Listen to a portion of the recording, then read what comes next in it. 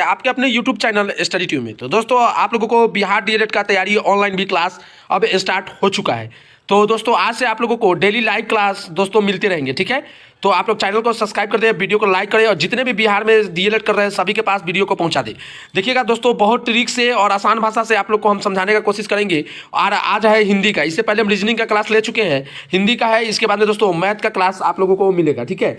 तो यहाँ पर देखने वाले हैं पहला चैप्टर आता है वर्ण और ध्वनि, ठीक है, वर्ण और ध्वनि। तो यहाँ पर देखिएगा वर्ण उस मूल ध्वनि को कहते हैं जिसके खंड या टुकड़े न किए जा सके, ठीक है, जैसे अ ई ख ग र इत्यादि, ठीक है। इस सबको हम लोग क्या करते हैं, टुकड़े नहीं कर सकते हैं। क्या कर सकते हैं, टुकड़े नहीं कर सकते हैं। तो इसे क्या कहेंगे हम लोग, वर्ण कहेंगे। इसके बाद दोस्तों एमसीक्यू क्वेश्चन होने वाला है, जो इंपोर्टेंट थ्योरी है वो आपको बता देते हैं, आप लोग इसको याद कर लीजिएगा, ठीक है।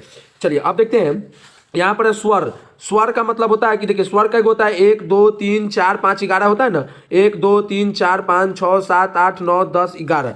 तो स्वर का याद कर दीजिएगा। डायरेक्ट आपसे पूछेगा कि निम्नलिखित में कौन स्वर है, तो अ आ ई उ ई री ए ओ औ क्या होता है, 11 को होता है। अभी भी आप नोट कर लीजिएगा, कॉपी में पूछ देगा कि स्वर कितने होते हैं, तो आपको याद रखना होगा कि 11 होते हैं, ठीक है। तो आपको कौन कौन है बता दिए हैं, आप चाहेंगे तो स्क्रीनशॉट भी कर दीजिएगा। इससे बाहर दोस्तों क्वेश्चन नहीं आएगा, बिलीव कीजिएगा। आप लोग जब एग्जाम देकर आइएगा तब आपको पता चलेगा कि कितना इंपोर्टेंट क्वेश्चन था ये सब, ठीक है। उसके बाद में व्यंजक, तो व्यंजक कितना होता है दोस्तों, व्यंजक कितना होता है चलिए 25 होता है, ठीक है। तो इसको हम लोग देखते हैं, 25 होता है, क ख ग घ, ठीक है, च छ झ य, ठीक है, यहाँ तक मतलब जो है ना, यहाँ से आप लोग यहाँ तक, तो ये कितना होता है आपका, यहाँ तक 25 होता है, ठीक है। तो आप लोग बिल्कुल इसको याद रखिएगा, ठीक है। उसके बाद में दोस्तों आपको बता दें कि जो भी इंपोर्टेंट है आप सभी को देख सकते हैं। उसके बाद में वर्ण के भेद, तो वर्ण के कितने भेद होते हैं पूछ देगा, तो 2 भेद होते हैं, स्वर्ण वर्ण और व्यंजन वर्ण होता है, ठीक है। स्वर्ण वर्ण किसे कहते हैं, उन वर्णों को कहते हैं जिनके, देखिए आपको सिर्फ क्या करना है, इंडिकेट, देखिए वर्ण के भेद कितने होते हैं, 2, ये दिमाग में बैठा लीजिए। पूछ देगा कौन कौन होता है, तो स्वर्ण वर्ण और व्यंजन वर्ण, ठीक है। तो इसको आप लोग याद कर लीजिए, ठीक है। और दोस्तों आपको एक और बता देते हैं जो कि इंपॉर्टेंट है आप लोगों को, और इसका पीडीएफ भी दोस्तों आपको मिल जाएगा, ठीक है। और उसके बाद में हम लोग एमसीक्यू करने वाले हैं जो कि बहुत महत्वपूर्ण है। यहाँ से क्वेश्चन हर एग्जाम में आपको डीएलएड के एग्जाम में देखने को मिला है। अब देखिए ये वाला आप लोग स्क्रीनशॉट कर लीजिएगा, तो कर लीजिए अच्छे से, ठीक है। चलिए सॉरी दोस्तों, चलिए तो यहाँ से आप लोग कर सकते हैं कि कौन सा नाम कौन से है। देखिए अ आ क ख ग घ अंग, ये सब क्या होता है, कौन से होता है, ठीक है। तालु से कौन सा आवाज निकलता है, मृदा से कौन निकलता है, ड्रम से कौन निकलता है, ओट से क्या निकलता है, ये दोस्तों आप लोग देख लीजिए। यहाँ से 2 नंबर क्वेश्चन आपको फंसेंगे ही फंसेंगे, ठीक है। अब देखिए दोस्तों हम लोग करने वाले हैं एमसीक्यू का क्वेश्चन, ठीक है, क्योंकि सभी बच्चे का नाम है कि सर एमसीक्यू करवाइए, जबरदस्त क्वेश्चन कंटेंट। तो आप लोग देखिएगा यहाँ से हम लोग क्वेश्चन करने वाले हैं, ठीक है। और आप थ्योरी पढ़े होंगे तो आपको पता चल जाएगा कि कितना है, मतलब इंपॉर्टेंट है। देखिए ध्वनि किसे कहते हैं, क्वेश्चन आ गया, ध्वनि किसे कहते हैं, भाषा को कहते हैं, बोली को कहते हैं, भाषा के लघुत्तम इकाई को कहते हैं, या गुंज को कहते हैं। तो ध्वनि हम लोग कहते हैं भाषा की लघुत्तम इकाई को। डायरेक्ट आपसे एग्जाम में पूछ लेगा कि ध्वनि किसे कहते हैं, तो आप लोग ये याद रखिएगा, भाषा की लघुत्तम इकाई को ध्वनि कहते हैं, ठीक है, याद रहेगा। आगे देखिएगा दोस्तों यहाँ पर निम्नलिखित अक्षरों में कौन व्यंजन है, ठीक है। अभी हम ऊपर में बनाए हैं कौन व्यंजन है, तो आपको इसमें सीधे पूछ दिया, तो अ आ ई उ ये सब क्या है, स्वर है, व्यंजन का है च है। तो आपको डायरेक्ट याद होने लगा, अब आपसे भी बनने लगेगा, ठीक है। चलिए सॉरी दोस्तों, चलिए आगे देखते हैं। और आगे हम लोग देखते हैं क्वेश्चन को, 3 नंबर क्वेश्चन आपकी स्क्रीन पर है, ठीक है। इसी तरह से दोस्तों हम आपको जो भी इंपोर्टेंट है सब चीज़ कराते रहेंगे और जल्द ही हम लोग लाइव स्टार्ट कर देंगे, ठीक है। अब देखिए निम्नलिखित अक्षरों में कौन स्वर है, स्वर है तो कौन सा स्वर होगा, अब बताएं, ग छ प ई अ आ ई क्या होता है, स्वर होता है। तो ऑप्शन कौन हो जाएगा, ऑप्शन नंबर आपका डी हो जाएगा। बात समझ में आने लगा। चलिए और भी समझ में आएगा, जब क्लास 2-3 कर लीजिएगा तो आपको बिल्कुल ईजी हो जाएगा। और 110 का गारंटी रहेगा दोस्तों 120 क्वेश्चन में, कि आप लोग 110 तक गारंटी है कि आप लोग ये क्लास देखकर कर सकते हैं, ठीक है ना, सभी सब्जेक्ट का। आगे देखिएगा नागरी वर्णमाला में कितने अक्षर होते हैं, नागरी वर्णमाला में बहुत बार क्वेश्चन पूछ दिया गया है, तो याद रखिएगा नागरी वर्णमाला में कितने अक्षर होते हैं, 46 होते हैं, 46 होते हैं, ठीक है। उसके बाद में क से म तक के व्यंजन अक्षर को क्या कहते हैं, तो क से जो म अक्षर है उसके व्यंजन अक्षर को क्या कहते हैं हम लोग, स्पर्श कहते हैं, ठीक है ना। तो ऑप्शन नंबर ए हो जाएगा, क्योंकि आपको हम थ्योरी जब कराए हैं तो आपको यहाँ पर दिखाए होंगे, रुक जाइए 1 मिनट। देखिए क्या कहते हैं, यहाँ से जो 25 को अक्षर है, क से लेके म तक जो है अक्षर, इसको क्या कहते हैं, स्पर्श व्यंजन कहते हैं। कै को संख्या होता है, 25 को होता है। तो यहाँ तक आपको याद है कि यहाँ से पूरा जो है 25 अक्षर है, तो इसको क्या कहते हैं, स्पर्श व्यंजन कहते हैं, ठीक है। यही क्वेश्चन आपको पूछ दिया है, ठीक है, 5 नंबर में। देखिए यहाँ से पूछ दिया ना कि क से म तक व्यंजन का अक्षर के कितना संख्या होती है, क्या कहते हैं, तो उसको स्पर्श कहते हैं। बिल्कुल आप लोग जो थ्योरी दिए हैं दोस्तों उसका स्क्रीनशॉट मार लीजिएगा, या पीडीएफ चाहिए तो हमारे टेलीग्राम चैनल जो है स्टडी टू यू से जुड़ जाइएगा, ठीक है। टेलीग्राम चैनल है स्टडी टू यू, वहाँ पर बिल्कुल मुफ्त में आप लोगों को पीडीएफ मिलते रहेगा, ठीक है। चलिए सॉरी दोस्तों, चलिए आगे देखते हैं। अब देखिए कितना आसान हो जाएगा आपके लिए जब थ्योरी आप एक बार देख लीजिएगा। चलिए आगे क्वेश्चन देखते हैं। यर अलावा को कौन सा व्यंजक कहते हैं? तो यर अलावा को कौन सा व्यंजक कहते हैं? अब देखिए यहाँ पर देखिएगा, आपको ये थ्योरी जब दे देंगे तो आपके पास में चल जाएगा। देखिए यर अलावा क्या कहते हैं? कौन सा व्यंजन? अंतस्थ। क्या कहते हैं? अंतस्थ। तो अंतस्थ कहते हैं। तो इसका आंसर 6 नंबर का आंसर अब आप थ्योरी पढ़ लीजिएगा तो बिल्कुल आसान से हो जाएगा कि अंतस्थ। तो ऑप्शन नंबर कौन हो जाएगा? 6 का क्या हो जाएगा? चलिए आपका 6 का आंसर हो जाएगा सी, बिल्कुल सही हो जाएगा। चलिए आगे देखते हैं हम लोग। एक सेकेंड, थोड़ा सा पीडीएफ को सेट कर देने दीजिए ताकि आप लोग को जल्दी जल्दी क्लास हम लोग ले, ठीक है। चलिए आगे देखते हैं। 7 नंबर क्वेश्चन आपके स्क्रीन पर है। तो 7 नंबर में पूछा जा रहा है कि स प ह को कौन सा व्यंजक कहते हैं? तो स प ह को क्या कहते हैं? उष्ण कहते हैं। क्या कहते हैं? उष्ण व्यंजन कहते हैं, जो कि आप लोग को थ्योरी में आपको हम बता दिए हुए, ठीक है। अब 7 नंबर को देखिए, यहाँ पर क्या कहते हैं? देखिए क्या था? स प, ठीक है। देखिए यहाँ पर स ह है ना, इसको क्या कहते हैं? उष्ण कहते हैं। यहाँ पर लिखा गया है उष्ण। तो आपको इसी तरह से डीएलएड में पूछा जाता है और पूछा गया है, और यही आपका सिलेबस है, और सिलेबस के अकॉर्डिंग तैयारी कीजिएगा। 110 नंबर कोई नहीं छीनेगा, ठीक है ना।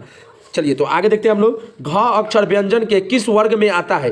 तो घ अक्षर व्यंजन के किस वर्ग में आता है? तो अब आपको यहाँ से भी मिल जाएगा कि घ 8 नंबर का देखिए कि घ किस में है, ठीक है। अब देखिए घ कथी था? घ था ना। तो घ किस में आएगा? देखिए यहाँ पर घ आ गया, यहाँ पर देखिए घ आ गया। घ किस में आता है? स्पर्श व्यंजन में आता है। तो 8 नंबर का आप इजीली याद कर जाइएगा, उतना छोटा सा बात तो आपको पता चल जाएगा, ठीक है। चलिए तो इसमें घ का पूछ रहा है, तो घ का किस में हो जाएगा दोस्तों? क वर्ग में, ठीक है। कौन वर्ग में आता है? क वर्ग में। देखिए ना, क वर्ग में है। 8 नंबर में देखिए क वर्ग में आ गया है। देखिए एक सेकेंड मेरे दोस्त। चलिए यहाँ पर देखिएगा, क्लास को पास करना है, डीएलएड अच्छे नंबर से सरकारी कॉलेज चाहिए तो बाबू क्लास को क्वेश्चन एक भी नहीं छोड़िएगा, ठीक है। देखिए किसमें घ किसमें है? क के वर्ग में आया है। यहाँ पर देखिए ना लिखा हुआ है कि नहीं? क वर्ग में है, ठीक है। तो आपको ये बहुत आसान होता है, लेकिन एक बार समझना पड़ता है। देखिए खेल कुछ नहीं है, खेल सब चीज़ है। अब देखिए ज किस वर्ग में आता है? ज। तो आप बस वही जो टॉपिक हम दिए हैं वहीं से पढ़ जाइए ना, आपको एकदम दिक्कत नहीं आएगा। ज किस में आता है? तो देखिए यहाँ पर ज किस में आता है? ज च वर्ग में आता है। कौन वर्ग में? पहला अक्षर क वर्ग, च वर्ग, ट वर्ग, त वर्ग, प वर्ग, य वर्ग, ठीक, स वर्ग, र वर्ग। तो आप लोग देख सकते हैं कि च वर्ग में ज आ रहा है कि नहीं? जो शुरू होता है उसी को कहते हैं। अब देखिए आपको एकदम धीरे धीरे आप लोग को रटना नहीं है मेरे दोस्त, आसान हो जाएगा, ठीक है ना। तो ज वर्ग किस में आएगा? तो च वर्ग में आता है। ज किस कौन लाइन में आता है? वर्ग मतलब कर रहा है कि कौन लाइन में आता है? तो ज किस में आता है? च लाइन में, वर्ग में आता है, ठीक है। तो बिल्कुल आसानी से समझेंगे। अब कह रहा है कि र कौन वर्ग में आता है भाई? तो र कौन वर्ग में आता है? तो इसका आंसर आप वहां से देख लेंगे, खुद ही आपको पता चल जाएगा कि याद कर लेंगे कि र जो आता है वो ट वर्ग में आता है, ठीक है। एक बार देख लेते हैं हम लोग, कंफर्म हो जाएंगे 10 नंबर का, ठीक है, कि र बड़का जो र है वो कौन वर्ग में आता है, ठीक है, र। चलिए 1 मिनट। चलिए यहाँ पर देखिए, यहाँ पर जो है ना आ गया ड, यहाँ पर र, तो ये कौन वर्ग में आएगा? ट वर्ग में आएगा, ठीक है। तो यहाँ से ऐसे आप लोग थ्योरी में पढ़ लीजिएगा अच्छे से। एक बार और अच्छे से हम कोशिश करेंगे कि थ्योरी आपको अच्छे से पढ़ाए, ठीक है ना। तो आप लोग को मेरा बस एक ही मकसद है कि आप लोग को जितना भी इंपॉर्टेंट कंटेंट है आप लोग के पास में पहुंचा दे और सभी बच्चे मतलब उसको अच्छे तरीके से पास कर दे, ठीक है। अब देखिए अगला क्वेश्चन आपके स्क्रीन पर आ जाता है कि द वर्ग किस में आता है? द। तो द किस में आता है? द त ट ई वाला में आता है। त थ द, त थ द, त वर्ग में आएगा। शुरुआती में त थ द पढ़ते थे ना हम लोग बचपन में, तो ये द किस में आ जाएगा? आपका त वर्ग में आ जाएगा। बताइए कोई दिक्कत हो रहा है? नहीं ना हो रहा है। अब फ कौन वर्ग में आएगा? बोल के देखिए फ किस में आएगा। चलिए अब देखते हैं 12 नंबर का आंसर क्या होगा। फ कौन वर्ग में आता है? फ। तो फ कौन वर्ग में आता है दोस्त? तो जल्दी से बताइएगा आप लोग कमेंट करके जल्दी से। अभी तो बता दीजिए प फ, प वाला में आता है प फ ब भ म, ऐसे ही ना लिखते हैं। तो प फ किस में आ गया? प वाला के वर्ग में आ गया। तो इसका आंसर क्या हो जाएगा? प वर्ग में आता है, ठीक है। बात समझ में अब आने लगा होगा। अब देखिए क्वेश्चन कर रहा है निम्न में से किसे किसे वर्ण कहेंगे? निम्नलिखित में से हम लोग किसे वर्ण कहेंगे, ठीक है। तो किसे वर्ण कहेंगे? देखिए अभी क से लेकर म तक, क ख ग घ म तक चल जाइएगा आप, म तक ऐसे। तो म तक को क्या कहते हैं? इसको व्यंजक कहते हैं। यहाँ पर कह रहा है वर्ण कह रहा है, तो वर्ण किसको कहेंगे? अ को वर्ण कहेंगे, ठीक है। अ आ ई, ठीक है। तो ये समझ में आ रहा होगा। प्रत्येक यहाँ पर पूछ रहा है कि प्रत्येक व्यंजन वर्ग के 5वें अक्षर को क्या कहते हैं? तो प्रत्येक वर्ग व्यंजन को क्या कहते हैं? अनुनासिक कहते हैं। क्या कहते हैं? अनुनासिक कहते हैं। तो आंसर हो जाएगा आपका बी हो जाएगा, ठीक है। बस दिमाग में सेट करते चलिए मेरे दोस्त, आपको कोई दिक्कत नहीं होगा, ठीक है। अब आपका उच्चारण स्थान आ गया, ठीक है। उच्चारण स्थान में है ख, ध्वनि का उच्चारण स्थान है। तो अभी हम आपको बताया है कि उच्चारण स्थान में देख लीजिएगा, यहाँ से देखिए, यहाँ से आपको सब चीज़ क्लियर हो जाएगा, ठीक है। अब देखिए यहाँ पर आप देख सकते हैं कि कोई भी यहाँ पर इसको स्क्रीनशॉट ले लीजिएगा। यहाँ से उच्चारण स्थान से एक क्वेश्चन आपका एग्जाम में बनता ही बनता है, ठीक है। तो इसका स्क्रीनशॉट ले लीजिए जल्दी से, और यहाँ से आप लोग पूरा कर सकते हैं कि कौन सा किसका उच्चारण स्थान में आ रहा है। तो आप लोग सीधे यहाँ से कर लीजिएगा, ठीक है, कोई दिक्कत नहीं होगा। ट का उच्चारण स्थान क्या है, प का, यहाँ से 1-2 क्वेश्चन आपको एग्जाम में जरूर पूछा जाएगा, ठीक है। चलिए तो हम टाइम वेस्ट नहीं करते हुए जो इंपॉर्टेंट है उच्चारण स्थान वाला वो याद कर जाइएगा, सब चीज़ आपको क्लियर होते चला जाएगा, ठीक है।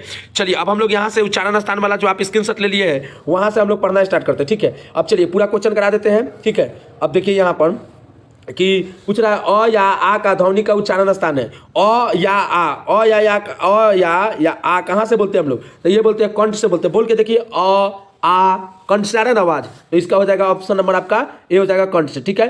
ह का उच्चारण स्थान क्या है? 37 नंबर में पूछ रहा है कि ह का उच्चारण स्थान क्या है, तो ह का उच्चारण स्थान क्या होगा?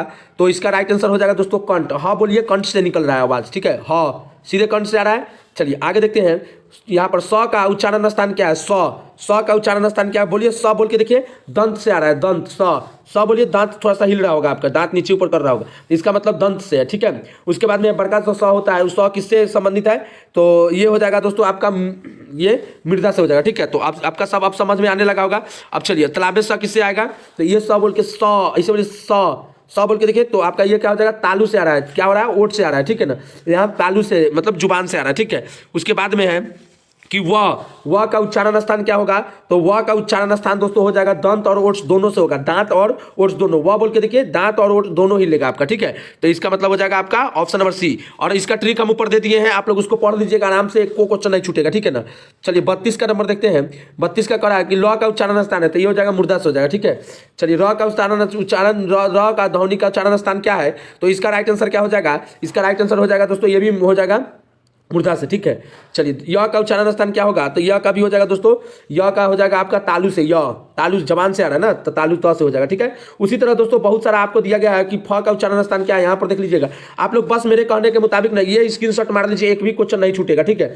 इसको आप लोग एक बार अच्छे तरीके से देख लीजिए, कंठ से कौन कौन शब्द निकलता है, ठीक है। और यहाँ पर दिया गया है प भ म फ उ अ ई, ये वर्ड से निकलता है। त थ द ध न, ये आपका दंत से निकलता है। तो इसका अगर आपको पीडीएफ चाहिए दोस्तों, तो हमारे टेलीग्राम चैनल से जुड़ जाइएगा, जो कि इसमें कोई दिक्कत नहीं आएगा आप लोगों को। आप लोगों को हिंदी है तो हिंदी तो बिहार का जो है वो हम लोग समझिए कि तो भाषा ही समझते हैं, अपना एक लैंग्वेज है, तो हिंदी में कोई दिक्कत नहीं है। हम लोग का रीजनिंग, मैथ और सभी चीज़ का फोकस रहेगा, तो ठीक है। इसके बाद दोस्तों आप लोगों का मैथ का सुपर क्लास आने वाला है, ठीक है।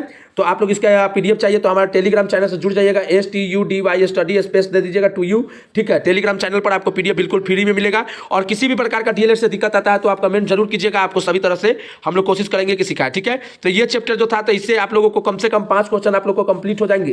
तो सभी को आप लोग वीडियो को शेयर, लाइक, चैनल को सब्सक्राइब अभी तक नहीं किए हैं तो जल्दी से सब्सक्राइब कर लीजिए, ताकि डीएलएड के साथ डीएलएड के एग्जाम तक आपके साथ में दोस्तों रहने वाले हैं हम लोग, और एक एक क्वेश्चन को हम लोग बारीकी से सीखेंगे, ठीक है। तो चलिए क्लास को करते हैं यहीं तक स्टॉप, मिलते हैं फिर अगले वीडियो में। जय हिंद, जय भारत।